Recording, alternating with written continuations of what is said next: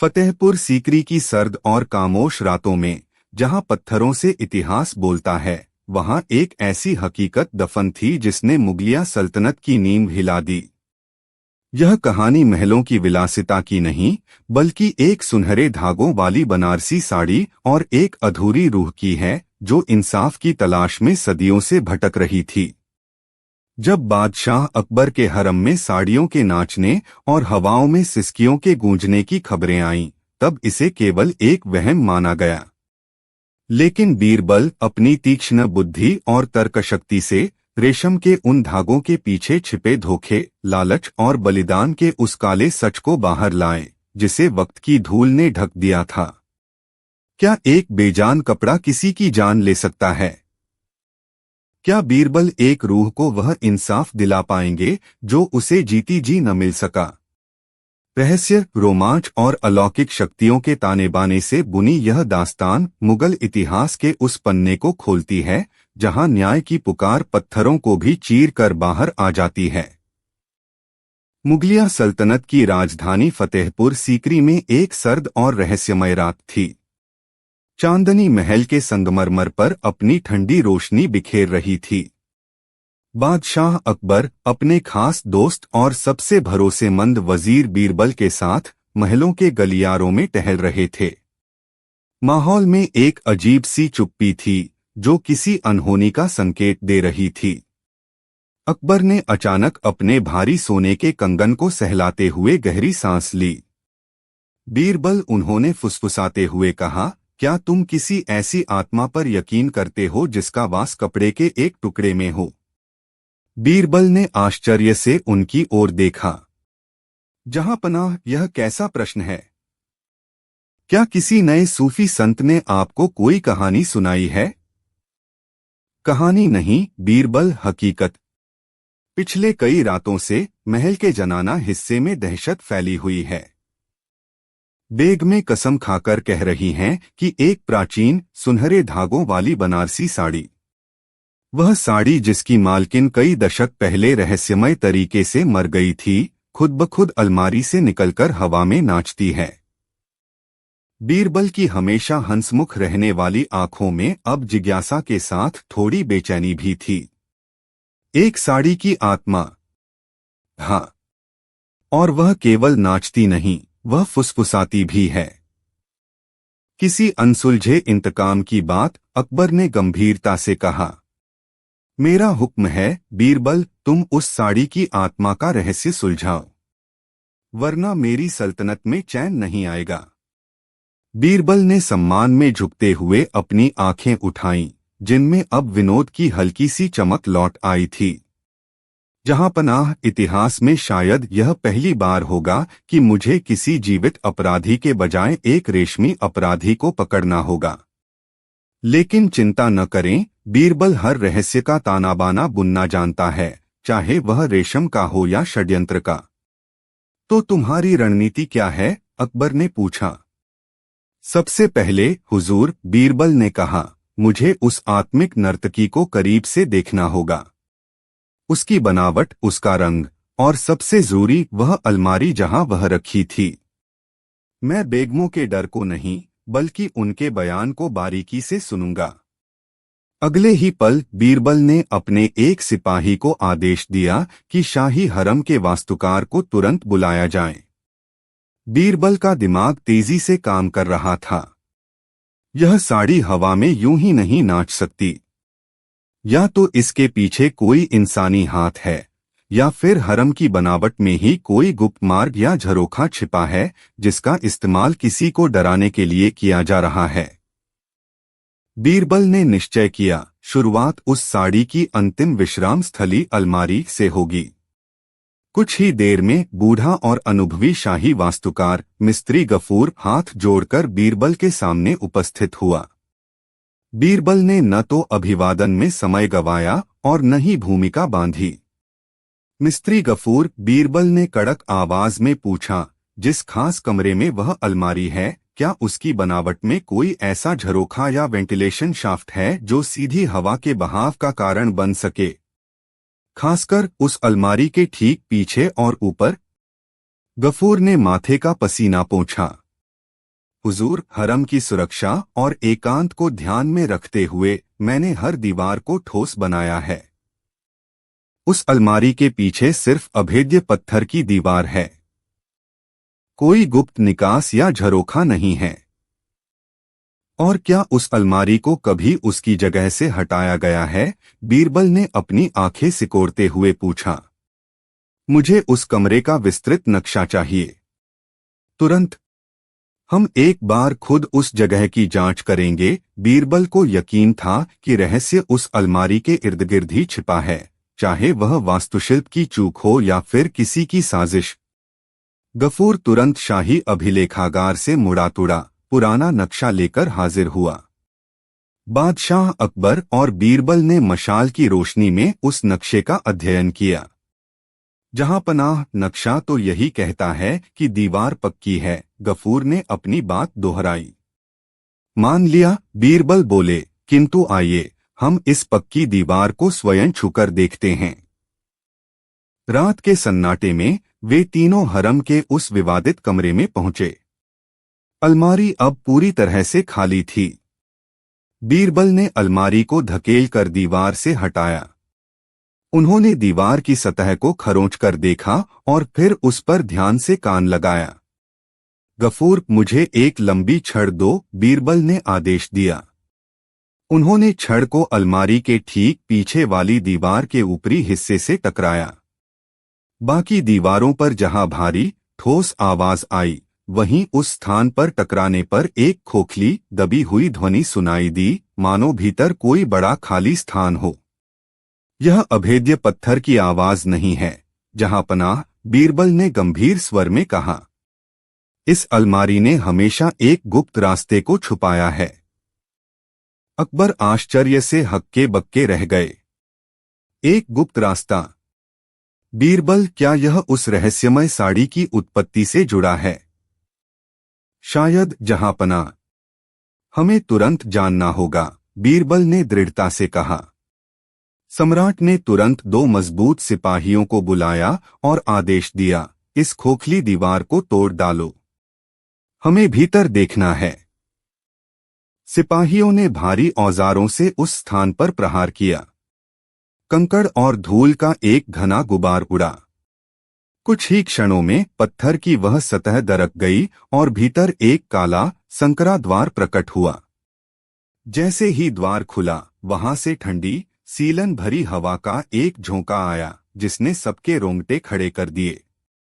उस हवा में चंदन, पुरानी मिट्टी और किसी बासी इत्र की एक अजीब सी मिलीजुली गंध थी। बीरबल ने अपनी मशाल आगे बढ़ाई। भीतर एक सर्पिल सीढ़ी थी, जो अंधेरे में पाताल की ओर उतर रही थी। यह तहखाना तो बहुत पुराना लगता है, जहांपनाह। शायद इस महल के निर्माण से भी पहले का, बीरबल ने फुसफुसाते हुए कहा। जहांपनाह ने अपनी तलवार की मूठ कसते हुए कहा, डर कैसा बीरबल? जिस रहस्य की तलाश में हम यहां तक आए हैं, उसे पूरा किए बिना वापस नहीं लौटेंगे। तुम मशाल आगे रखो, हम तुम्हारे पीछे चलते हैं। सावधानी से कदम उठाओ। सीढ़ियां अत्यंत फिसलन भरी थीं और पत्थर पर काई जमी हुई थी। जैसे जैसे वे नीचे उतर रहे थे, हवा और भारी होती जा रही थी, मानो स्वयं समय जम गया हो। कदमों की गूंज को छोड़कर वहां कोई और ध्वनि नहीं थी, बस दिल की धड़कनें तेज सुनाई दे रही थीं। लगभग 10 मिनट बाद वे पाताल लोक जैसे एक चौकोर कक्ष में पहुंचे। बीरबल ने मशाल चारों ओर घुमाई। कक्ष की दीवारों पर अजीबोगरीब, न समझ आने वाली आकृतियां उकेरी हुई थीं। लेकिन सबका ध्यान कक्ष के केंद्र में टिकी एक वस्तु पर गया। एक ऊंचे, नक्काशीदार पत्थर के चबूतरे पर एक वस्त्र रखा था। वह अत्यंत पुराना था, पर मशाल की पीली रोशनी में भी उसके रंग फीके नहीं पड़े थे। वह एक प्राचीन, कारीगरी से भरपूर रेशमी साड़ी थी। अकबर ने उस प्राचीन साड़ी को विस्मय से घूरते हुए पूछा, बीरबल, इतनी गहन, रहस्यमयी गुफा में यह रेशमी वस्त्र किस लिए रखा गया है? यह तो किसी शाही खजाने से भी अधिक महत्वपूर्ण प्रतीत होता है। बीरबल ने मशाल को नीचे टिकाया और बेहद सावधानी से चबूतरे की ओर कदम बढ़ाए। जैसे ही वह साड़ी के करीब पहुंचा, हवा का तापमान अचानक गिर गया। एक पल के लिए उन्हें महसूस हुआ जैसे किसी अदृश्य हाथ ने उनके कंधे को छुआ हो। जहां पनाह, बीरबल ने धीमी गंभीर आवाज में कहा, यह सिर्फ वस्त्र नहीं है। इस साड़ी से जुड़ी एक गहन वेदना है। ध्यान से सुनिए। क्या आपको कक्ष के कोनों से एक धीमी, उदास धुन सुनाई दे रही है? अकबर ने सांस रोकी। उन्हें स्पष्ट रूप से एक महिला के बहुत पुराने, दबे हुए विलाप की ध्वनि सुनाई दी, जो साड़ी के रेशों से निकलती प्रतीत हो रही थी। उस साड़ी के रंग अचानक और गहरे हो गए, जैसे उनमें छिपा कोई पुराना रक्त फिर से जीवंत हो उठा हो। यह साड़ी की आत्मा है, जहां पनाह, बीरबल ने फुसफुसाया। यह आत्मा हमें इसके अतीत का रहस्य बताना चाहती है।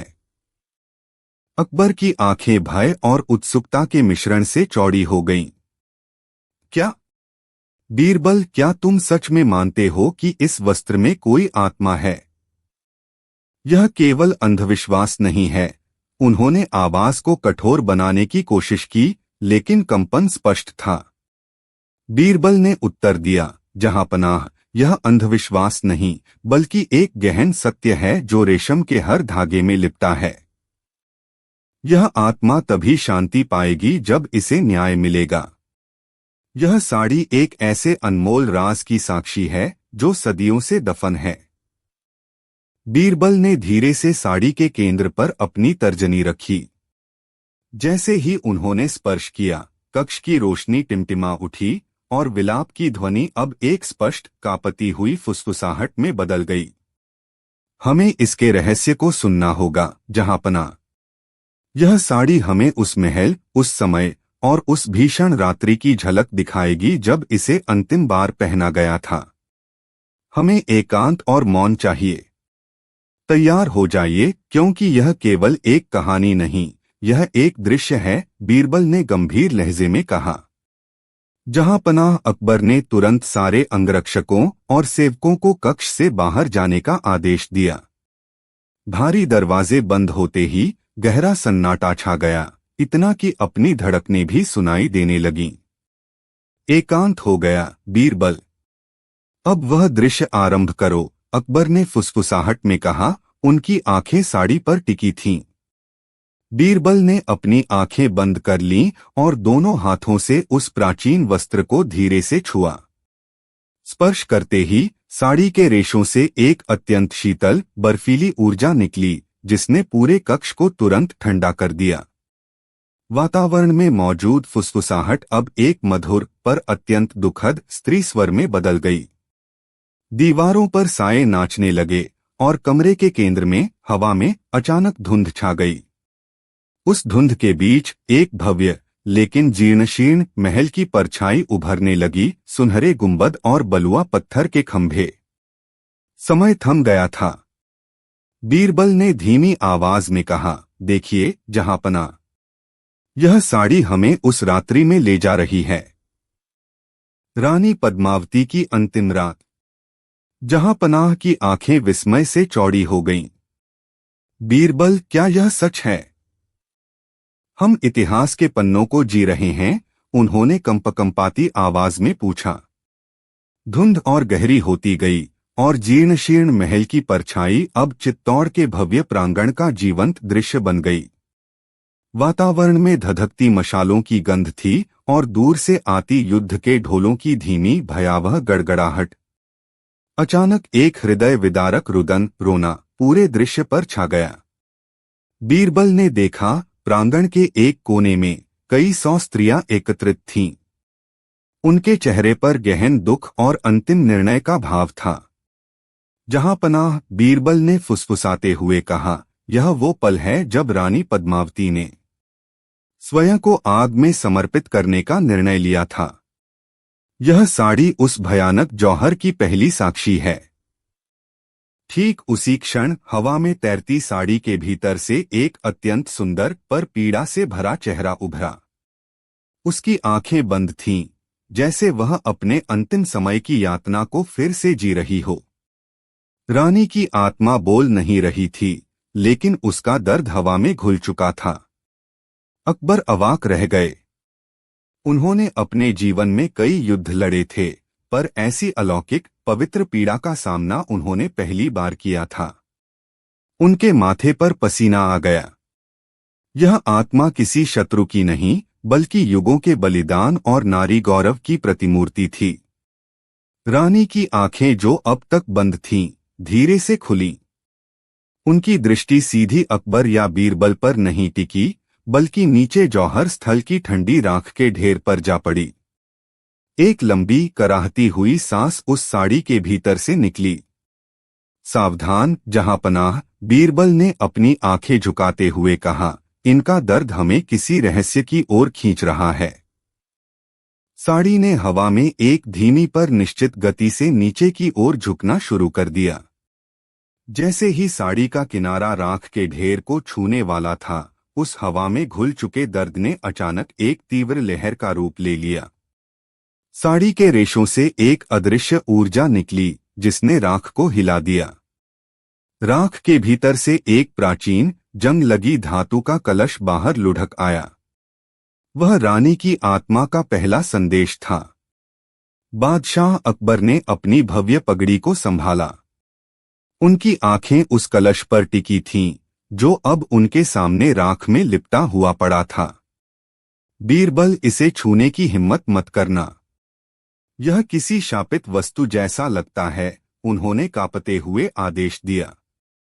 बीरबल ने आज्ञा को अनसुना करते हुए धीरे से उस प्राचीन कलश को उठा लिया। धातु ठंडक से भरी थी, मानो अभी भी किसी कब्र की गहराई से निकाली गई हो। कलश के ऊपरी हिस्से पर मिट्टी जमी थी, जिसे बीरबल ने साफ किया तो एक जटिल अपरिचित लिपि की नक्काशी सामने आई। जहांपनाह, यह शाप नहीं, एक याचना है, बीरबल ने फुसफुसाते हुए कहा। जैसे ही बीरबल ने कलश को पलटा, उसके निचले सिरे से एक पतला सूखा हुआ चमड़े का टुकड़ा जमीन पर सरक आया। वह चमड़ा नहीं, बल्कि कमल के सूखे पत्ते जैसा महसूस हो रहा था। उस पर खून के सूखे धब्बे और केसर का पाउडर बिखरा था, जो मिलकर एक ही शब्द दर्शा रहे थे, धोखा। यह रानी की आत्मा का दूसरा और अधिक स्पष्ट संदेश था। अकबर धोखा शब्द सुनकर हक्के बक्के रह गए। उनके माथे पर चिंता की लकीरें उभर आईं। धोखा? यह किस पर किया गया छल है, बीरबल? और इस गूढ़ संदेश का संबंध उस रानी और इस रहस्यमय साड़ी से कैसे है? उनकी आवाज में अब डर नहीं, बल्कि एक शासक का गंभीर क्रोध था। बीरबल ने कलश को वापस जमीन पर रखा और नम्रता से बोले, जहांपनाह, रानी की आत्मा हमें स्पष्ट संकेत दे रही है कि उनकी मृत्यु आकस्मिक नहीं थी। यह धोखा ही हत्या का कारण है। जिस प्रकार यह चमड़े का टुकड़ा कलश में छिपा था, ठीक उसी प्रकार रानी के वस्त्र, वह साड़ी, उसमें भी कोई अंतिम सच्चाई छिपी हो सकती है। बीरबल ने तुरंत 2 विश्वसनीय सिपाही बुलाए और उन्हें उस तहखाने की ओर चलने का आदेश दिया जहां वह काली साड़ी रखी थी। जैसे ही उन्होंने तहखाने के संकरे द्वार को पार किया, अंदर हवा अचानक ठंडी हो गई। चारों ओर भयानक खामोशी थी, लेकिन बीरबल को लगा जैसे उस साड़ी के धागों में दबी कोई पुरानी आहट उन्हें पुकार रही हो। वह अंतिम रहस्य तहखाने के अंधेरे में उनका इंतजार कर रहा था। मसाल की रोशनी में तहखाने के बीचों बीच एक पुरानी शीशम की पेटी रखी थी। पेटी पर मोटी धूल की परत जमी थी, जो सदियों की चुप्पी की गवाही दे रही थी। बीरबल ने सिपाहियों को पीछे रुकने का इशारा किया और खुद सावधानी से आगे बढ़े। जैसे ही उन्होंने पेटी का ढक्कन हटाया, अंदर की ठंडी हवा अचानक एक कड़वी, बासी खुशबू में बदल गई। अंदर काली मखमली साड़ी करीने से तहकी हुई थी, लेकिन उसके रेशों से हल्की नीली आभा निकल रही थी, मानो वह कपड़े का टुकड़ा न होकर ठंडी आग की लौ हो। एक सिपाही ने डरकर कहा, हुजूर, यह साधारण वस्त्र नहीं है। बीरबल ने साड़ी को हाथ लगाने की बजाय अपनी छड़ी से उसे धीरे से छुआ।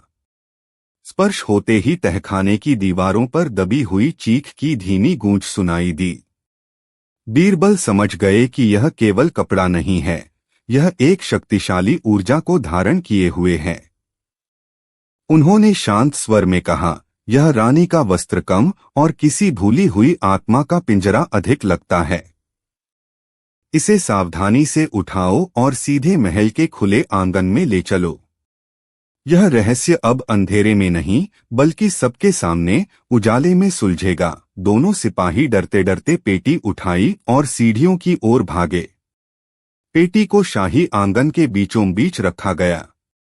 बादशाह अकबर अपने वजीरों और दरबारियों के साथ उत्सुकता और थोड़ी बेचैनी से बीरबल की ओर देख रहे थे।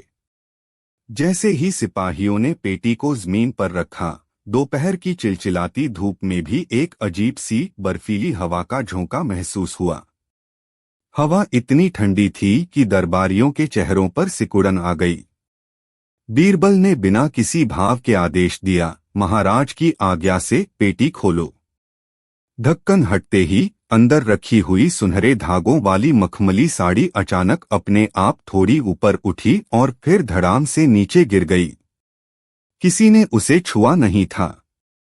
इस अलौकिक दृश्य से कई दरबारी डर के मारे पीछे हट गए। अकबर की भौहें तन गईं। उन्होंने गरजकर पूछा, बीरबल, यह कैसा तमाशा है? क्या तुमने सच में किसी जिन्न को महल में बुला लिया है? बीरबल ने अदब से झुकते हुए कहा, जिन्न नहीं जहांपनाह, बल्कि एक बहुत दुखी न्याय मांगती आत्मा। आत्मा? अकबर का गुस्सा अब कौतूहल में बदल चुका था। उन्होंने झुककर साड़ी को देखा। बीरबल, तुम यह क्या पहेलियां बुझा रहे हो? आत्मा न्याय मांगने के लिए एक बेजान साड़ी से क्यों चिपकी रहेगी? बीरबल ने बड़ी गंभीरता से कहा, जहांपनाह, यह साड़ी किसी साधारण कपड़े से नहीं बनी है। यह एक अत्यंत निपुण पर दुर्भाग्यशाली बुनकर की अंतिम कृति थी।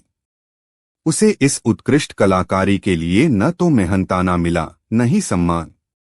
उस बुनकर को इतना मजबूर किया गया कि उसने न्याय की गुहार लगाते हुए अपने प्राण त्याग दिए। जैसे ही बीरबल ने प्राण त्याग दिए शब्द कहे, साड़ी के इर्दगिर्द का वातावरण अचानक बहुत ठंडा हो गया। दरबार के बीच में जल रहे दियों की लौ एक पल के लिए कांप कर लगभग बुझ गई।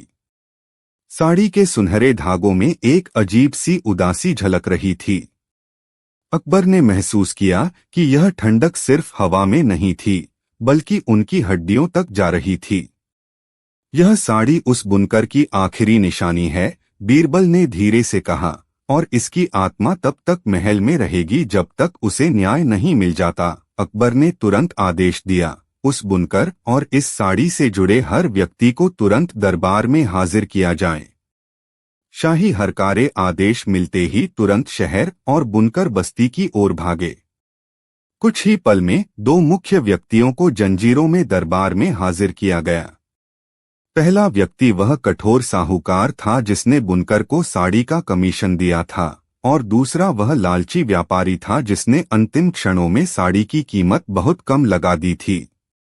जैसे ही वे दोनों अपराधी साड़ी के पास लाए गए, सुनहरे धागों से एक धीमी मगर स्पष्ट सिसकी आहट सुनाई दी। बीरबल ने देखा कि साड़ी के बीच का डिजाइन अचानक धुंधला हो गया, जैसे बुनकर की आत्मा क्रोधित हो उठी हो। साहूकार का माथा पसीने से भीग गया। अकबर ने अपनी आवाज को गंभीर बनाते हुए व्यापारी से पूछा, क्या तुम जानते हो कि तुम सिर्फ एक कपड़े के सामने नहीं बल्कि एक प्यासी आत्मा के सामने खड़े हो? सच बताओ, इस साड़ी का मोल क्या था, और तुम दोनों ने मिलकर उस गरीब कारीगर के साथ क्या अन्याय किया? व्यापारी के हाथ डर से कांपने लगे। उसे लगा जैसे साड़ी के धागे कसकर उसकी गर्दन को जकड़ रहे हों। व्यापारी जमीन पर धड़ाम से गिर पड़ा और अपने अपराध बोध से टूटते हुए चीख पड़ा, मुझे माफ कर दो जहांपनाह, मेरा और साहूकार का ही कसूर है। उसने रोते हुए बताया कि इस असाधारण साड़ी को बनाने वाले कारीगर का नाम शंकरदास था। वह महीनों तक भूखा रहा क्योंकि हम उसे सिर्फ नाम मात्र का मेहनताना देते थे। जब उसने अपनी बीमार पत्नी के इलाज के लिए पूरी मजदूरी मांगी तो हमने उसे दरबार से बाहर फेंकवा दिया। अपमान और गरीबी से टूटकर उसने इसी साड़ी को कलेजे से लगाए दम तोड़ दिया। जैसे ही शंकरदास का नाम उसके मुंह से निकला, साड़ी का धुंधला डिजाइन अचानक चमक उठा। बीरबल ने देखा कि साड़ी के मध्य में बुने गए मोर की आंख से मानो आंसुओं की बूंद टपकने लगी। अब यह स्पष्ट था, शंकरदास की आत्मा उस रेशम में समा गई थी, न्याय की प्यासी। अकबर की आंखें क्रोध से लाल हो गईं। उन्होंने फौरन पहरेदारों को आदेश दिया कि इन दोनों बेईमान व्यापारियों को कारागार में डाल दिया जाए। कारागार में जाते समय उन दोनों व्यापारियों ने गिड़गिड़ाने की कोशिश की, पर अकबर का फैसला अटल था। दरबार में सन्नाटा छा गया। बीरबल ने झुककर उस चमकीली साड़ी को उठाया। वह साड़ी अभी भी ठंडी थी और मोर की आंखें मानो टकटकी लगाए छत को देख रही थीं, जैसे पूछ रही हो, बस इतना ही? जहां पनाह, बीरबल ने शांत स्वर में कहा, दंड तो दे दिया गया, पर शंकरदास की आत्मा अभी भी व्याकुल है। उसे सिर्फ मौत का बदला नहीं चाहिए, उसे अपने कला का खोया हुआ सम्मान चाहिए। अकबर ने चिंतित होकर पूछा, उसे कैसे लौटाया जाए? मृत व्यक्ति को सम्मान कैसे मिले? बीरबल मुस्कुराए, न्याय की अगली कसौटी यही है हुजूर। मैं इस साड़ी को लेकर जाऊंगा। शंकरदास का सम्मान वापस लाने का एक ही रास्ता है, उसकी कला की सर्वश्रेष्ठ पहचान।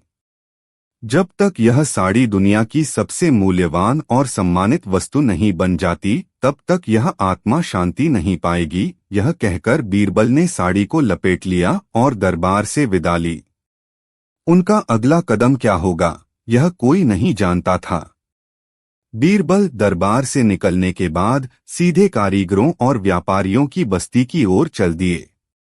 उन्होंने वह साड़ी एक साधारण से संदूक में रखी और उसे लेकर आगरा के सबसे बड़े बाजार मीना बाजार के केंद्र में जा पहुंचे। अगले ही दिन बीरबल ने शाही नगाड़ा बजवाया। जैसे ही भीड़ इकट्ठी हुई, उन्होंने गंभीर स्वर में घोषणा की, शहंशाह अकबर का आदेश है। यह साड़ी साधारण वस्त्र नहीं, यह कला की कसौटी है। शंकरदास की आत्मा को शांति तभी मिलेगी जब इस कला का मूल्य निर्धारित हो। उन्होंने आगे कहा, इस साड़ी को कोई सोना चांदी देकर नहीं खरीद सकता। इसका मूल्य चुकाने के लिए आपको अपने जीवन का वह सबसे अमूल्य रत्न त्यागना होगा, जो आपने अपनी सबसे बड़ी सफलता पर अर्जित किया हो, चाहे वह कोई पदवी हो, कोई शपथ हो या कोई दुर्लभ उपलब्धि। जो सबसे बड़ा त्याग करेगा, उसे ही यह साड़ी और इसके साथ जुड़ा सम्मान प्राप्त होगा। यह घोषणा आग की तरह पूरे शहर में फैल गई। कई दिन बीत गए। दिल्ली के सेठ, साहूकार और दूरदराज के धनी व्यापारी उस साड़ी को देखने आगरा पहुंचे। उन्होंने सोने चांदी के ढेर लगा दिए, बेशकीमती जवाहरात पेश किए, लेकिन जैसे ही त्याग की शर्त सामने आती, उनके चेहरे का रंग उड़ जाता। एक प्रसिद्ध कवि ने अपनी जीवन भर की सबसे प्रशंसित उपाधि कवि सम्राट त्यागने का प्रस्ताव रखा, लेकिन शंकरदास की आत्मा की शांति के लिए नियुक्त किए गए विद्वानों ने इसे ठुकरा दिया। उनका तर्क था कि उपाधि तो सम्मान है, उपलब्धि नहीं। दरबार में उदासी छा गई। बादशाह अकबर चिंतित थे। उन्होंने बीरबल की ओर देखा, जो कोने में चुपचाप सब देख रहे थे। बीरबल, क्या हमारी प्रजा में इतना साहस नहीं कि वे एक साड़ी के लिए अपनी सबसे अमूल्य उपलब्धि का बलिदान कर सकें? बीरबल ने धीमी आवाज में उत्तर दिया, जहां पनाह, बलिदान देने को सब तैयार हैं, पर असली समस्या यह है कि उन्हें पता ही नहीं कि उनकी सबसे बड़ी और सच्ची उपलब्धि क्या है। बीरबल ने फिर एक रहस्यमय मुस्कान के साथ कहा, इस साड़ी का मोल कोई पदवी नहीं चुकाएगी, इसका मोल चुकाने के लिए एक शपथ टूटेगी। बादशाह अकबर की भौहें आश्चर्य से तन गईं। शपथ? बीरबल, तुम किस रहस्य की बात कर रहे हो? क्या यह साड़ी केवल एक वस्त्र है या इसके पीछे कोई गहरा जादू छिपा है? बीरबल ने सम्मानपूर्वक सिर झुकाया। जहां पनाह, यह साड़ी बुनने वाले ने इसे अपनी सबसे बड़ी त्याग की भावना से बुना है। कहते हैं कि इस वस्त्र में एक ऐसी आत्मा का वास है जो केवल उसी व्यक्ति को शांति देगी जो अपनी आत्मा की गोपनीय प्रतिज्ञा को तोड़ने का साहस करेगा। यह प्रतिज्ञा वह है जो हर इंसान ने खुद से की होती है, जिसे वह दुनिया के सामने कभी नहीं लाता। अकबर ने उत्सुकता से पूछा, तो इसका समाधान क्या है? समाधान कल होगा, जहांपना। कल मैं एक ऐसी शर्त रखूंगा जिससे हर दरबारी को अपने भीतर की टूटी हुई शपथ का सामना करना पड़ेगा। जो उस शपथ को स्वीकार कर लेगा वही इस साड़ी के अभिशाप से मुक्त हो पाएगा। यह साड़ी कोई कपड़ा नहीं बल्कि अस्वीकृत सत्य का आईना है। यह सुनकर दरबार में फुसफुसाहट शुरू हो गई। हर कोई उस गुप्त शपथ के बारे में सोचने लगा जो उसने खुद से की थी और जिसे अब तक छिपाए रखा था। अगली सुबह दरबार में एक अजीब सी खामोशी छाई हुई थी। दरबारी एक दूसरे को शंका की दृष्टि से देख रहे थे। डर था कि कहीं उनकी गुप्त शपथ सबके सामने न आ जाए। सबकी निगाहें बीरबल पर टिकी थीं, जो गंभीर मुद्रा में प्रवेश कर रहे थे। बीरबल के हाथ में इस बार वह काली रेशमी साड़ी नहीं थी, बल्कि एक साधारण बिना रंगे धागों का गुच्छा था। उन्होंने वह गुच्छा सम्राट के तख्त के सामने रखा। जहांपनाह, बीरबल ने अपनी शांत पर दृढ़ आवाज में कहा, आज की शर्त यह है, हर दरबारी को इस गुच्छे में से एक सूत्र चुनना होगा। दरबारियों की बेचैनी बढ़ गई। बीरबल ने आगे स्पष्ट किया, यह सूत्र उस शपथ का प्रतीक होगा जो उसने स्वयं से तोड़ी है। लेकिन शर्त यहीं खत्म नहीं होती। धागा चुनने के बाद आपको बिना कुछ बोले बस अपनी आंखों से उस टूटी हुई शपथ को स्वीकार करना होगा। यदि आपके दिल ने उस सत्य को स्वीकार कर लिया तो धागा शुद्ध सफेद हो जाएगा और आप मुक्त। यदि किसी ने इनकार किया या झूठ को ओढ़े रखा तो वह धागा तुरंत काला पड़ जाएगा और वह दरबारी साड़ी की आत्मा के साथ हमेशा के लिए बंध जाएगा। यह सुनकर कई दरबारियों के चेहरे पीले पड़ गए। पहला सूत्र चुनने की बारी सबसे वरिष्ठ दरबारी राजगुरु की थी। सबकी सांसें थम गईं। राजगुरु, जिनकी प्रतिष्ठा दूध सी सफेद थी, कांपते हाथों से धागों के ढेर के पास पहुंचे। उन्होंने आंखें बंद कीं और फिर धीरे से एक मोटा गहरा रेशमी धागा चुन लिया। यह धागा उनकी सबसे गुप्त और गंभीर शपथभंग का प्रतीक था, वह सत्य जिसे उन्होंने वर्षों तक अपनी पगड़ी के नीचे छिपाए रखा था। धागे को छाती के करीब लाकर राजगुरु ने अपनी आंखें खोलीं। उनकी बूढ़ी आंखों में सत्य को स्वीकार करने का संघर्ष स्पष्ट था, लेकिन शायद डर अधिक था। पूरे दरबार में ऐसी चुप्पी छा गई कि चींटी की चाल भी सुनाई दे जाए। अकबर स्वयं भी उत्सुकता से आगे झुक गए थे। और फिर सबको चौंकाते हुए वह रेशमी धागा, जो पहले सुनहरा था, धीरे धीरे मटमैला पड़ने लगा और अगले ही पल वह स्याह कोयले जैसा काला हो गया। राजगुरु के होंठ बिना बोले ही हिल उठे, मानो कोई अदृश्य शक्ति उन्हें अपने जाल में खींच रही हो। उनका चेहरा भय से विकृत हो गया। बीरबल ने शांत भाव से सिर हिलाया। पहला शिकार हो चुका था। अब बारी थी अगले दरबारी की, जो इस भयावह दृश्य को देखकर पानी पानी हो रहा था। अगला दरबारी, जिसका नाम दीनदयाल था, इतना सहमा हुआ था कि उसकी आंखों से आंसू बहने लगे। वह थरथराते हुए बोला, जहांपना, मैंने कुछ नहीं किया, मेरा इसमें कोई हाथ नहीं है। बीरबल ने दीनदयाल की घबराहट को अनसुना करते हुए उस स्याह हो चुके धागे को धीरे से अकबर के सामने रखा। हुजूर, यह धागा साधारण धागा नहीं रहा। यह अब सत्य की छाया बन गया है।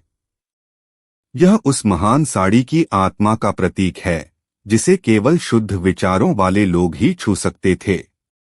अकबर ने प्रश्न किया, तो क्या इसका मतलब है कि यह धागा अब दीनदयाल के मन की जांच करेगा? बिरबल ने मुस्कुराते हुए हामी भरी। तभी काले धागे ने अचानक हरकत की। वह मेज पर फिसलकर सांप की तरह कुंडली मारकर दीनदयाल की ओर सरकने लगा।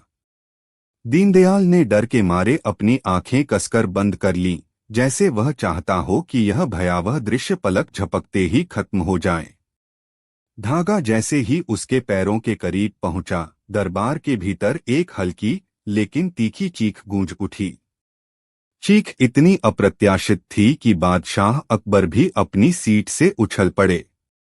धागा, जो अब तक काला और चिकना था, अचानक जलते हुए अंगारे जैसा लाल हो गया। दीनदयाल दर्द से छटपटाया।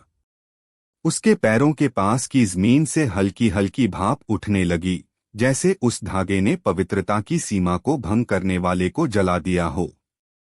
धागा तेजी से पीछे हटकर वापस मेज पर जा गिरा और उसका लाल रंग बुझकर फिर से गहरा काला हो गया।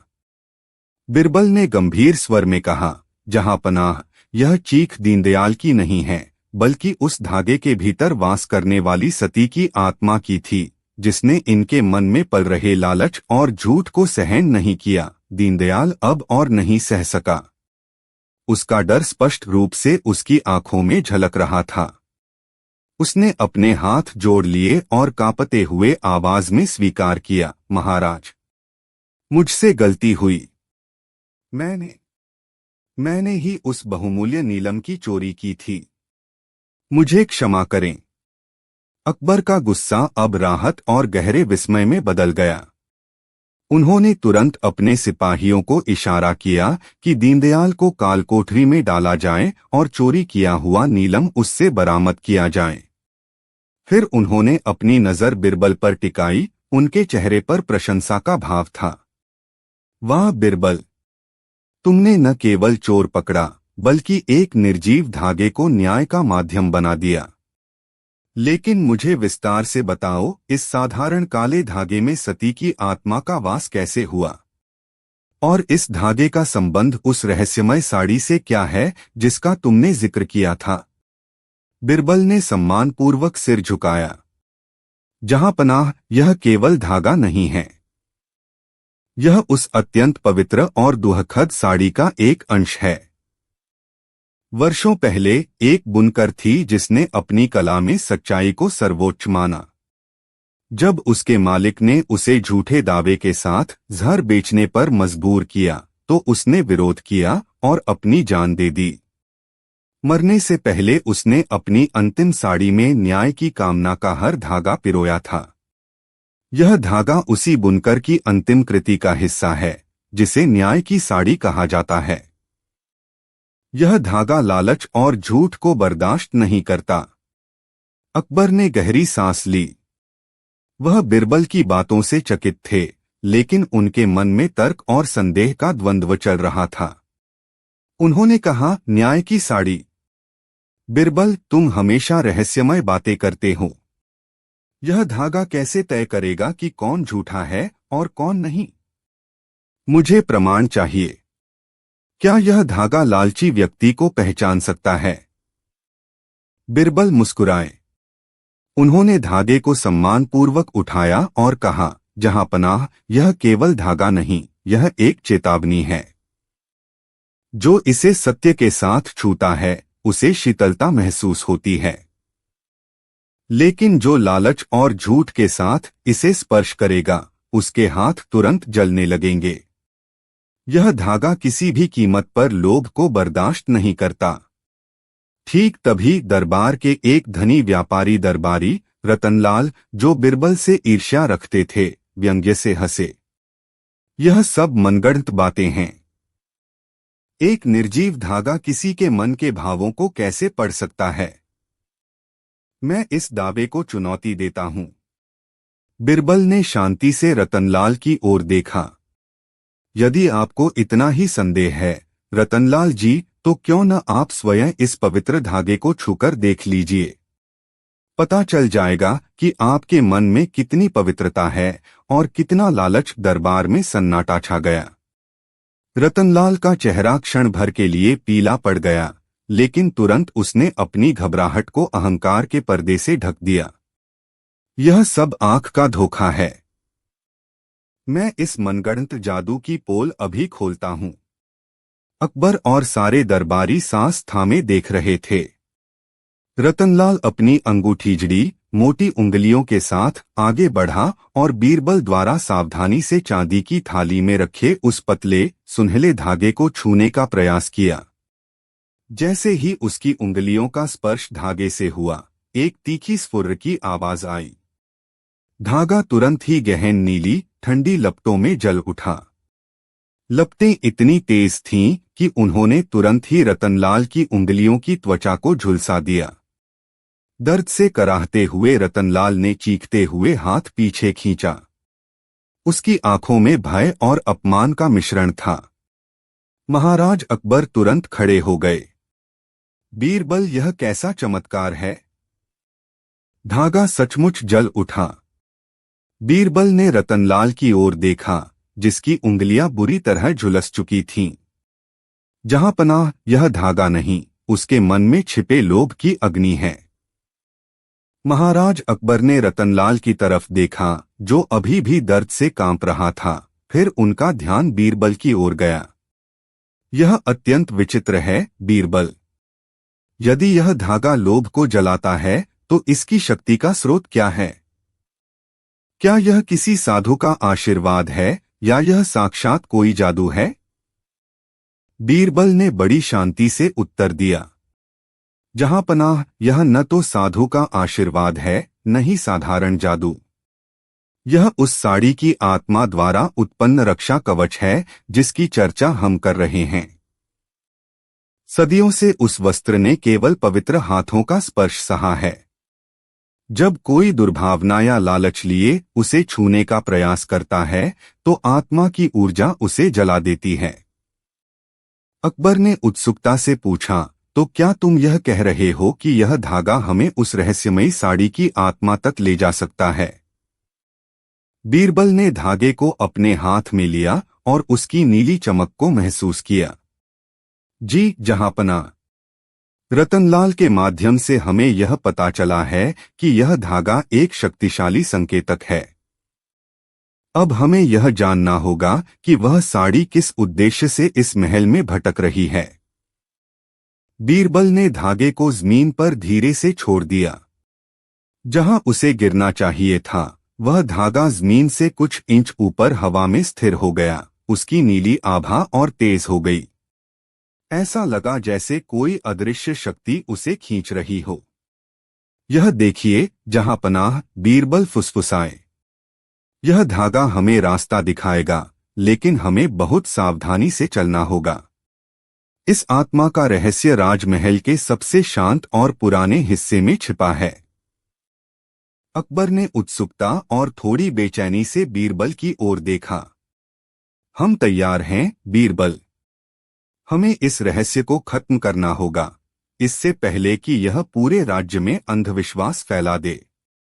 धागा धीमी गति से महल के पश्चिमी गलियारे की ओर बढ़ने लगा, जो बरसों से बंद था और जिसकी छत पर मकड़जाल लटक रहे थे।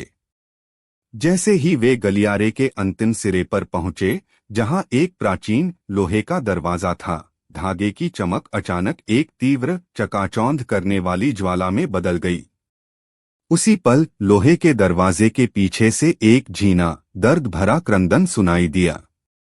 चकाचौंध कर देने वाली ज्वाला ने एक पल के लिए सबको अंधा कर दिया। अकबर ने आंखें भींचते हुए चिल्लाकर कहा, इसे तोड़ो। तुरंत अंगरक्षकों ने हथौड़ों से लोहे के दरवाजे पर वार करना शुरू किया, लेकिन दरवाजा टस से मस नहीं हुआ। तभी बीरबल ने उन्हें रोक दिया। महाराज, बल से नहीं। यह ज्वाला हमें कुछ दिखाना चाहती है। बीरबल ने धीरे से जलते हुए धागे को छुआ। जैसे ही उनका हाथ उस पर पड़ा, धागा हवा में ऊपर उठ गया और उसने दरवाजे के ताले के चारों ओर लिपटना शुरू कर दिया। उसी क्षण दर्द भरा क्रंदन एक फुसफुसाहट में बदल गया, न्याय, न्याय। धागे ने ताले को कसकर जकड़ा और एक कर्कश आवाज के साथ सदियों पुराना दरवाजा चरमराकर खुल गया। अंदर का दृश्य रोंगटे खड़े करने वाला था।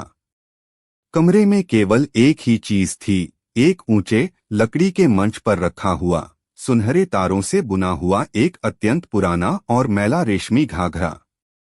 घाघरे के चारों ओर अजीब सी ठंडी रोशनी झिलमिला रही थी और उसी रोशनी से निकलकर जरी वाली पुरानी मखमल की एक तीव्र मनमोहक गंध पूरे गलियारे में फैल गई। वह धागा अब उस घाघरे के एक कोने से जुड़कर कांप रहा था। अकबर की आंखें विस्मय से खुली रह गईं। बीरबल, यह क्या है? क्या यही वह अपराधी है जिसके लिए सदियों से न्याय की पुकार गूंज रही थी? बीरबल ने तुरंत बादशाह को रोका। जहांपनाह, सावधान। यह केवल रेशमी घाघरा नहीं है, यह किसी की अधूरी कहानी का अंतिम अध्याय है। जैसे ही बीरबल ने यह कहा, उस सुनहरे घाघरे से जुड़ी ठंडी रोशनी अचानक तेज हो गई। धागा पूरी तरह तना और फिर कमरे की हवा में एक भयंकर कंपन महसूस हुआ। घाघरे के रेशों से धीरे धीरे एक धुंधली सुनहरी आकृति उभरने लगी, एक युवा स्त्री की छाया, जिसके चेहरे पर गहन वेदना और आंखों में अंतहीन इंतजार था। उस छाया ने टूटी हुई अत्यंत दर्द भरी आवाज में कहा, मैं हूं वह आत्मा जिसे इस वस्त्र में कैद किया गया है। यह घाघरा मेरे आखिरी दिनों का साक्षी है। मुझे न्याय चाहिए। मेरा प्रेमी, जिसे मुझ तक पहुंचने से रोका गया था, उसकी आत्मा आज भी भटक रही है। मेरी पुकार। उसकी आवाज चरमराने लगी, जैसे कोई पुराना ग्रामोफोन रुक रहा हो।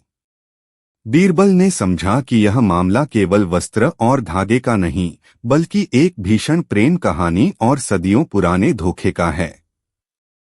बीरबल ने अत्यंत सम्मान से झुकते हुए कहा, न्याय अवश्य मिलेगा देवी, परंतु मुझे बताएं, यह अन्याय करने वाला कौन था? और इस वस्त्र में आपकी आत्मा को कैद करने के पीछे क्या रहस्य है? क्या यह वस्त्र किसी विशेष उद्देश्य से बनाया गया था? छाया की वेदनापूर्ण दृष्टि घाघरे पर टिक गई, जो अब चंद्रमा की मध्यम रोशनी में भी अपनी काली चमक बिखेर रहा था। वह था मीर कासिम, आगरा का वह क्रूर जागीरदार जिसने मेरे शुद्ध प्रेम को अपनी हवस की भेंट चढ़ा दिया। मेरा प्रेमी सलीम एक निष्ठावान कारीगर था, जिसे कासिम ने झूठे इल्जामों में फंसाकर फांसी पर लटका दिया। और मुझे इस घाघरे को पहनकर नाचने के लिए मजबूर किया गया, और फिर जब मैंने विरोध किया तो उन्होंने मुझे इसी वस्त्र में लपेटकर जिंदा दफन कर दिया। यह घाघरा मेरे अंतिम चीखों और सलीम के वियोग की शक्ति से अभिशप्त है, उसने फुसफुसाते हुए कहा। इसकी एक एक बूटी न्याय की प्यासी है। मीर कासिम की वंशज आज भी शाही महफिल में हैं, बीरबल समझ गए।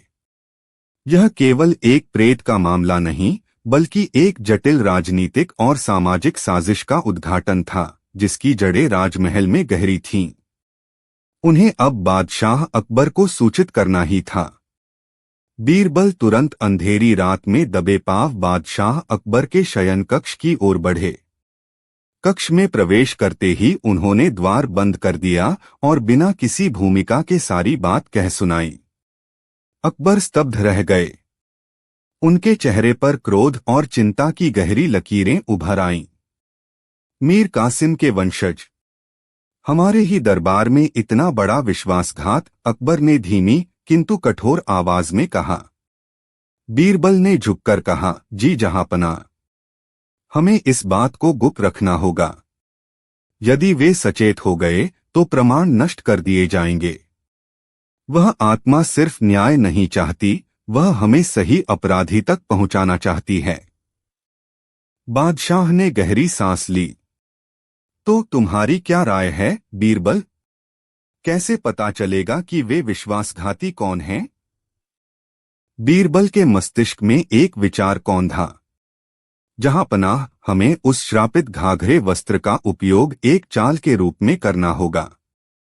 हमें राजमहल में घोषणा करनी होगी कि हम एक बड़ा शाही वस्त्र प्रदर्शन आयोजित कर रहे हैं और उस प्रेत के अंतिम वस्त्र घाघरे को एक रहस्यमय भेंट के रूप में उस वंशज तक पहुंचाना होगा ताकि आत्मा स्वयं अपना न्याय कर सके। यह योजना जितनी रहस्यमय थी उतनी ही खतरनाक भी।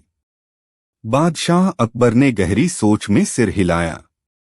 योजना खतरनाक है बीरबल, पर इसमें न्याय की एक चमक है।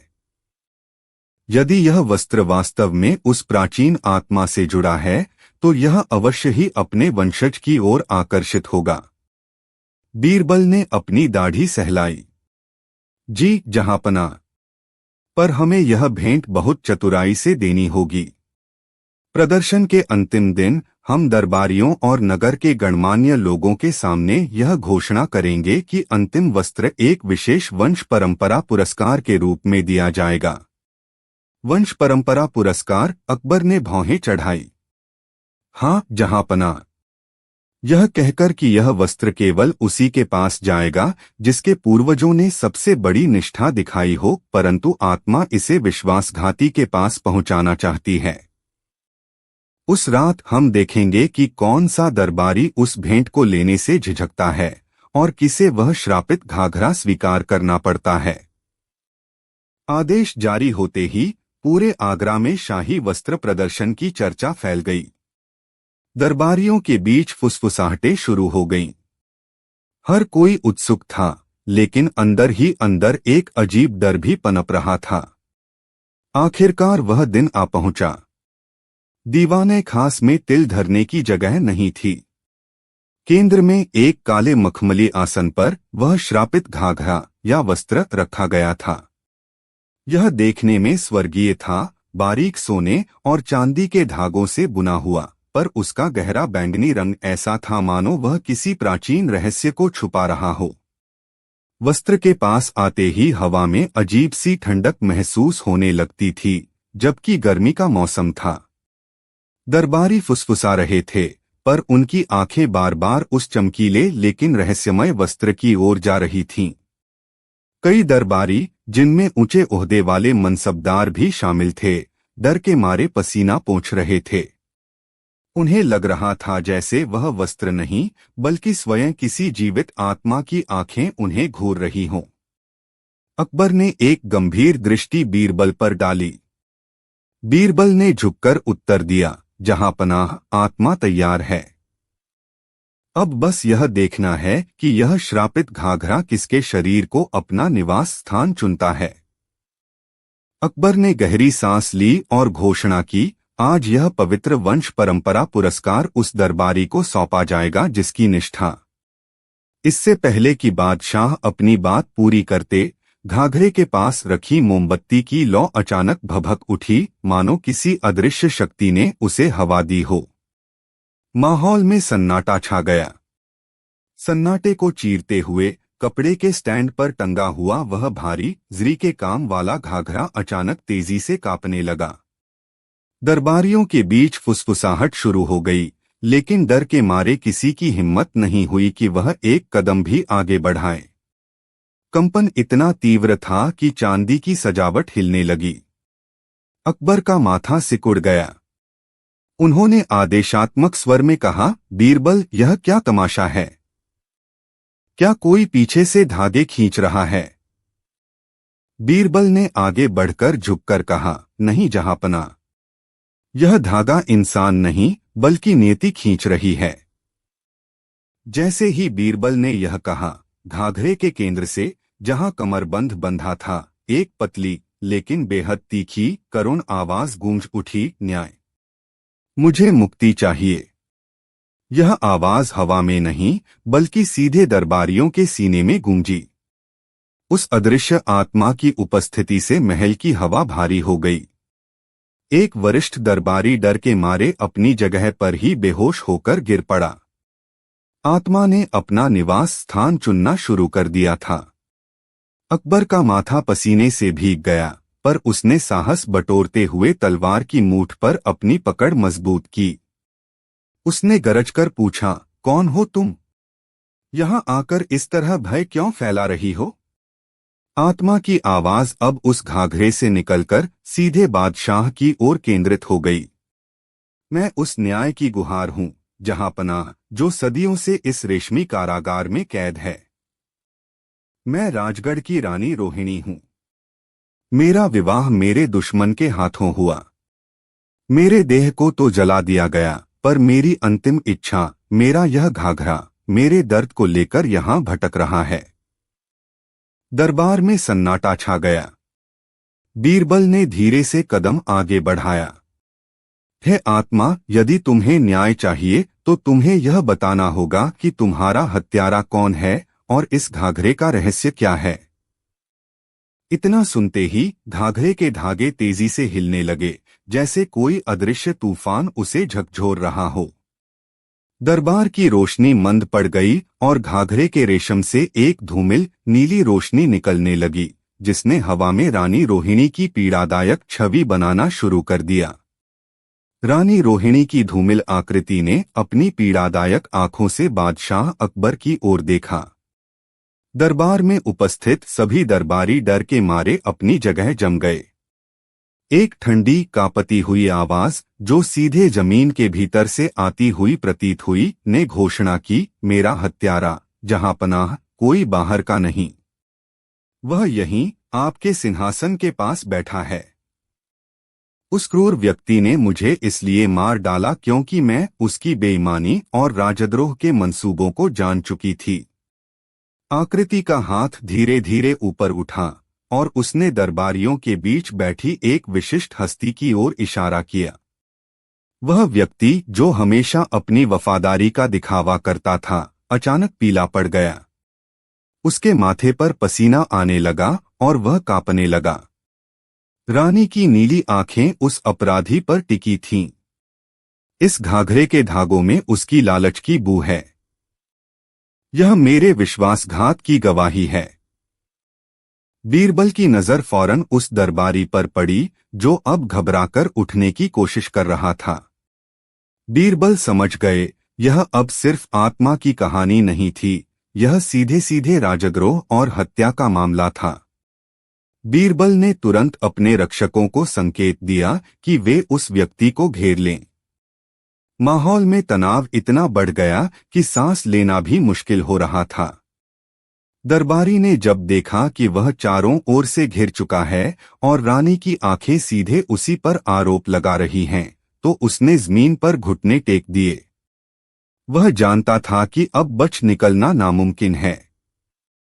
अकबर का चेहरा लाल हो चुका था। उन्होंने गरजकर पूछा, बीरबल, इस विश्वासघाती को यहां से घसीटो और बताओ, इस धागे में कैसी लालच की बू है। यह घाघरा कैसे इस अपराध का गवाह बना। बीरबल ने आगे बढ़कर बड़े सम्मान से रानी के सामने झुके और फिर उस दरबारी की ओर मुड़े। जहां पनाह, यह साड़ी की आत्मा नहीं, बल्कि रानी साहिबा की अदम्य बुद्धि और मेरे द्वारा बिछाया गया जाल था। यह व्यक्ति पिछले 1 माह से रानी के वस्त्रों में सूक्ष्म मात्रा में विषाक्त धागा मिला रहा था, ताकि उनकी तबीयत धीरे धीरे बिगड़े। कल रात जब इसने फिर प्रयास किया, तो हमने जानबूझकर उस धागे को इस घाघरे में बदलाव के तौर पर छोड़ दिया। उस दरबारी ने अचानक अपना सिर उठाया और चीखकर बोला, हाँ, मैंने किया। मुझे रानी से बदला लेना था। पूरे दरबार में सन्नाटा छा गया। बीरबल ने मुस्कुराते हुए अकबर की ओर देखा। जहां पनाह, कभी कभी सबूत वस्त्रों के धागों में भी लिपटे होते हैं। अकबर ने गहरी सांस ली। उनके चेहरे पर क्रोध, आश्चर्य और राहत का मिश्रण था। बीरबल, उन्होंने लगभग फुसफुसाते हुए कहा, तुमने एक बार फिर सिद्ध कर दिया कि तर्क और बुद्धि किसी भी जादूटोने से बड़ी है। लेकिन उस घाघरे की आत्मा का क्या रहस्य था, जिसके डर से यह दरबारी कांप रहा था। बीरबल ने सम्मान में सिर झुकाया। जहां पनाह, घाघरे की कोई आत्मा नहीं थी, बल्कि यह सिर्फ इस अपराधी का भटका हुआ अंतरात्मा, कॉन्शियंस थी। मैंने यह अफवाह फैलाई थी कि जो वस्त्र रानी को हानि पहुंचाएगा, उसकी आत्मा महल में भटककर अपराधी को उजागर करेगी। यह सुनकर दोषी व्यक्ति ने सोचा कि अब उसे कपड़े में बदलाव करना ही होगा। जब हमने वह घाघरा रात को उसकी पहुंच में छोड़ दिया तो वह लालच में आया और ठीक वैसे ही पकड़ा गया जैसे हम चाहते थे। वस्त्र की आत्मा यदि कुछ थी तो वह थी न्याय की इच्छा और सत्य का धागा जो कभी नहीं मरता। अकबर ने जोर से हंसते हुए अपने सिंहासन की पीठ टिका ली। वाह बीरबल, तुमने अंधविश्वास का उपयोग सत्य को बाहर निकालने के लिए किया। वास्तव में सत्य ही सबसे बड़ी आत्मा है। जहांपनाह, बीरबल ने अदब से झुककर कहा, आत्मा वस्त्र में नहीं थी बल्कि चोर के मन में थी। चोरी का भय और उस पर पकड़ा जाने का डर, यही वह आत्मा थी जिसने उसे बेचैन कर दिया। हमने केवल उस डर को एक काल्पनिक रूप दे दिया। अपराधी जानता था कि यदि घाघरे को नष्ट नहीं किया गया तो कोई न कोई निशान या सबूत रह जाएगा। वह वस्त्र जिसे उसने चुराया था अब उसकी बर्बादी का प्रतीक बन गया था। अकबर ने सिर हिलाया। तुम्हारी बुद्धिमत्ता को सलाम बीरबल। तुमने एक साधारण कपड़े की कहानी को न्याय का ऐसा अस्त्र बना दिया कि सदियों तक लोग याद रखेंगे। मैं तुम्हें इस अद्भुत समाधान के लिए 10,000 स्वर्ण मुद्राएं और यह बेशकीमती जामा वस्त्र भेंट करता हूँ। बीरबल ने धन्यवाद देते हुए कहा, हुजूर, यदि वस्त्रों में आत्मा होती तो यह जामा जिसे आप पहनते हैं शायद सबसे महान आत्मा होता, क्योंकि यह उस सत्यवादी और न्यायप्रिय शासक की सेवा करता है। यह सुनकर दरबार ठहाकों से गूंज उठा। अकबर भी अपनी हंसी न रोक पाए और उन्होंने बीरबल को स्नेह से गले लगा लिया। उस दिन से महल के गलियारों में वस्त्र की आत्मा की कहानी एक नई कहावत बन गई, सत्य का धागा कभी नहीं टूटता। कई सप्ताह बीत गए, लेकिन वस्त्र की आत्मा वाली कहावत राजमहल में गूंजती रही। एक दिन आगरा के सबसे धनी व्यापारी सेठ मदनलाल बड़ी बेचैनी में दरबार में उपस्थित हुए। उनके चेहरे पर भय और असमंजस साफ झलक रहा था। उन्होंने हुजूर से गुहार लगाई, जहांपना, आपने बीरबल जी के मुंह से सुना होगा कि कपड़ों की भी आत्मा होती है। अब मेरा घर उस आत्मा के रहस्यमय प्रकोप से परेशान है। मदनलाल ने बताया कि उनकी पुश्तैनी जरी की काम वाली एक अत्यंत प्राचीन साड़ी है। रात होते ही वह साड़ी अपने संदूक से गायब हो जाती है और सुबह एक अलग कोने में पाई जाती है। कभी कभी तो उसमें से धीमी रोने जैसी आवाजें भी आती हैं। हुजूर, यह जादुई साड़ी हमारे परिवार के लिए श्राप बन गई है। मैं गुजारिश करता हूं कि बीरबल जी इस साड़ी की आत्मा का रहस्य सुलझाएं। अकबर ने उत्सुकता से बीरबल की ओर देखा, जिनके चेहरे पर अब एक नई चुनौती की चमक थी। बीरबल ने मुस्कुराकर कहा, जरूर सेठ जी, अब देखना होगा कि आपकी साड़ी की आत्मा सत्य की राह पर है या किसी और रहस्य को छिपाए हुए है। बीरबल ने तुरंत सेठ से कहा, सेठ जी, आप चिंता न करें, लेकिन यह रहस्य महल में बैठकर नहीं सुलझेगा। आप मुझे आज रात ही अपनी हवेली ले चलें। मैं उस साड़ी और उसके कमरे का मुआयना करना चाहता हूं। सेठ ने डरते हुए सहमति दी। शाम होते ही बीरबल और सेठ जी गुप्त रूप से सेठ की विशाल हवेली पहुंचे। सेठ ने बीरबल को वह कमरा दिखाया जहां वह रहस्यमय साड़ी रखी थी, एक प्राचीन नक्काशीदार संदूक के भीतर। साड़ी गहरे नीले रंग की थी, जिस पर सोने के तारों का बारीक काम किया गया था। बीरबल ने संदूक को ध्यान से देखा, फिर कमरे की खिड़कियों और दरवाजों की जांच की। सेठ जी, बीरबल ने गंभीर स्वर में कहा, आज रात मैं इस कमरे में रहूंगा। मेरी शर्त है कि कमरे में पूर्ण सन्नाटा हो और कोई भी यहाँ प्रवेश न करे, चाहे कुछ भी हो जाए, सेठ ने वचन दिया। बीरबल ने दरवाजा अंदर से बंद किया और साड़ी की गतिविधियों पर नजर रखने के लिए एक कोने में मशाल की धीमी रोशनी में बैठ गए। रात गहराने लगी थी और बीरबल की निगाहें संदूक पर टिकी थीं। रात के 2 पहर बीत चुके थे। मशाल की लौ अब कांप रही थी और कमरे में सन्नाटा इतना गहरा था कि बीरबल को अपने दिल की धड़कन भी साफ सुनाई दे रही थी। अचानक उन्होंने हवा में एक अजीब सी ठंडक महसूस की, वह ठंडक जो दिल्ली की गर्मियों में असंभव थी। बीरबल ने चौकन्ना होकर देखा। संदूक के अंदर से एक बहुत ही धीमी घिसटती हुई आवाज आई, जैसे कोई रेशम का कपड़ा रगड़ रहा हो। कुछ पलों के बाद संदूक का ढक्कन धीरे धीरे ऊपर उठा, मानो किसी अदृश्य हाथ ने उसे थाम रखा हो। उस नीले रंग की साड़ी का एक कोना बाहर निकला और फिर पूरी साड़ी हवा में तैरते हुए संदूक से बाहर आ गई। वह बिना किसी सहारे के कमरे के बीचों बीच लहराने लगी, जैसे किसी ने उसे पहन रखा हो पर शरीर नदारद हो। बीरबल ने अपनी आंखें एक पल के लिए भी नहीं झपकी, रहस्य को समझने के लिए उनका मन बेचैन था। यह तो बस शुरुआत थी। साड़ी हवा में धीरे से मुड़ी, उसका पल्लू बीरबल की ओर बढ़ा, जैसे कोई अजनबी उन्हें छूना चाह रहा हो। तभी साड़ी के भीतर से एक बहुत ही पतली, मीठी लेकिन उदास स्त्री की आवाज गूंजी, जिसने उस कमरे की चुप्पी को चीर दिया। बीरबल, तुम मेरी व्यथा सुन सकते हो। तुम ही वह बुद्धिमान हो जो मेरे कष्ट को समझ सकता है। बीरबल ने अपने होठों पर शांत मुस्कान रखी, भय का नामोनिशान नहीं था। उन्होंने सम्मान से झुककर अभिवादन किया। अवश्य देवी, मैं आपकी सेवा में उपस्थित हूँ। कृपया बताएं, आप कौन हैं और यह रेशमी लिबास आपके लिए कष्ट क्यों बन गया है? आवाज में अचानक एक कठोर दृढ़ता आई। मैं इस नीले कपड़े से बंधी एक अभागी आत्मा हूँ। मैं बादशाह अकबर को एक चेतावनी देने आई हूँ। यदि उन्होंने कल सुबह तक मेरे न्याय की मांग पूरी नहीं की, तो यह पूरा महल शोक के नीले रंग में रंग जाएगा और उनका तख्त डगमगा जाएगा। बीरबल समझ गए थे कि मामला सिर्फ हवा में तैरते कपड़े का नहीं, बल्कि सीधे शाही सत्ता को दी गई एक चुनौती का था। उन्हें तुरंत बादशाह को सूचित करना था। बीरबल ने एक पल भी बर्बाद नहीं किया।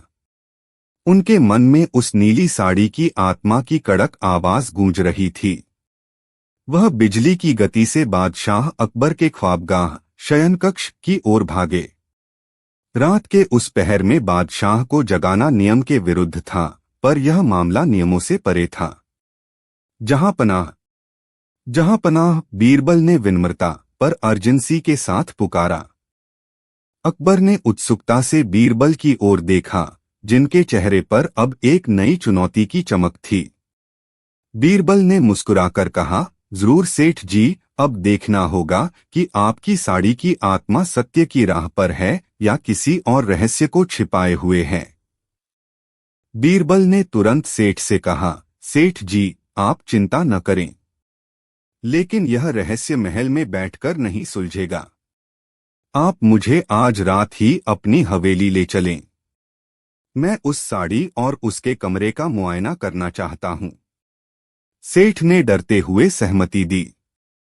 शाम होते ही बीरबल और सेठ जी गुप्त रूप से सेठ की विशाल हवेली पहुंचे। सेठ ने बीरबल को वह कमरा दिखाया जहां वह रहस्यमय साड़ी रखी थी, एक प्राचीन नक्काशीदार संदूक के भीतर। साड़ी गहरे नीले रंग की थी, जिस पर सोने के तारों का बारीक काम किया गया था। बीरबल ने संदूक को ध्यान से देखा, फिर कमरे की खिड़कियों और दरवाजों की जांच की। सेठ जी, बीरबल ने गंभीर स्वर में कहा, आज रात मैं इस कमरे में रहूंगा। मेरी शर्त है कि कमरे में पूर्ण सन्नाटा हो और कोई भी यहां प्रवेश न करे, चाहे कुछ भी हो जाए, सेठ ने वचन दिया। बीरबल ने दरवाजा अंदर से बंद किया और साड़ी की गतिविधियों पर नजर रखने के लिए एक कोने में मशाल की धीमी रोशनी में बैठ गए। रात गहराने लगी थी और बीरबल की निगाहें संदूक पर टिकी थीं। रात के 2 पहर बीत चुके थे। मशाल की लौ अब कांप रही थी और कमरे में सन्नाटा इतना गहरा था कि बीरबल को अपने दिल की धड़कन भी साफ सुनाई दे रही थी। अचानक उन्होंने हवा में एक अजीब सी ठंडक महसूस की, वह ठंडक जो दिल्ली की गर्मियों में असंभव थी। बीरबल ने चौकन्ना होकर देखा। संदूक के अंदर से एक बहुत ही धीमी घिसटती हुई आवाज आई, जैसे कोई रेशम का कपड़ा रगड़ रहा हो।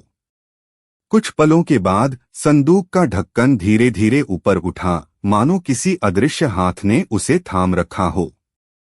उस नीले रंग की साड़ी का एक कोना बाहर निकला और फिर पूरी साड़ी हवा में तैरते हुए संदूक से बाहर आ गई। वह बिना किसी सहारे के कमरे के बीचों बीच लहराने लगी, जैसे किसी ने उसे पहन रखा हो पर शरीर नदारद हो। बीरबल ने अपनी आंखें एक पल के लिए भी नहीं झपकी, रहस्य को समझने के लिए उनका मन बेचैन था। यह तो बस शुरुआत थी। साड़ी हवा में धीरे से मुड़ी, उसका पल्लू बीरबल की ओर बढ़ा, जैसे कोई अजनबी उन्हें छूना चाह रहा हो। तभी साड़ी के भीतर से एक बहुत ही पतली, मीठी लेकिन उदास स्त्री की आवाज गूंजी, जिसने उस कमरे की चुप्पी को चीर दिया। बीरबल, तुम मेरी व्यथा सुन सकते हो। तुम ही वह बुद्धिमान हो जो मेरे कष्ट को समझ सकता है। बीरबल ने अपने होठों पर शांत मुस्कान रखी, भय का नामोनिशान नहीं था। उन्होंने सम्मान से झुककर अभिवादन किया। अवश्य देवी, मैं आपकी सेवा में उपस्थित हूँ। कृपया बताएं आप कौन हैं और यह रेशमी लिबास आपके लिए कष्ट क्यों बन गया है। आवाज में अचानक एक कठोर दृढ़ता आई। मैं इस नीले कपड़े से बंधी एक अभागी आत्मा हूँ। मैं बादशाह अकबर को एक चेतावनी देने आई हूँ।